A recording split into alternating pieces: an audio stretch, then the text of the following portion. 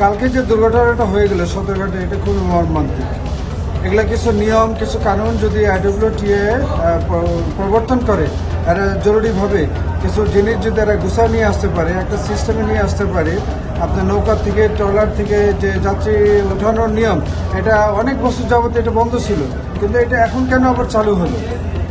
Trawler থেকে যাত্রী ওঠানোর দুর্ঘটনা অনেক অনেক অনেক হয়ে গেছে, ইতিপূর্বে আমরা শুনছি।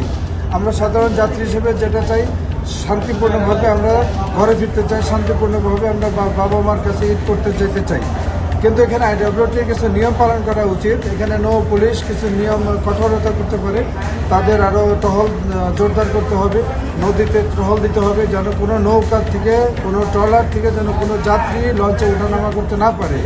এবং আইডব্লিউটিএকে লঞ্চ ছাড়ার যে অনুমতিটা, সেটা পর্যায়ক্রমে একটা পর একটা একসাথে দুইটা তিনটা অনুমতি তারা দিতে পারবে না, তাহলে তো একটা সংঘর্ষ হয়ে যায়। আইডব্লিউটির এখানে করা উচিত, একটা পারমিশন নেবে, একটা ছাড়বে, একটা পারমিশন নেবে, একটা ছাড়বে, একটা নিয়ন্ত্রণের ভিতরে আনতে হবে আইডব্লিউটিএকে। তবেই এই শৃঙ্খলাটা ফিরবে এবং আমাদের অনেক দুর্ঘটনা থেকে আমরা অনেক সময় রক্ষা পাবো।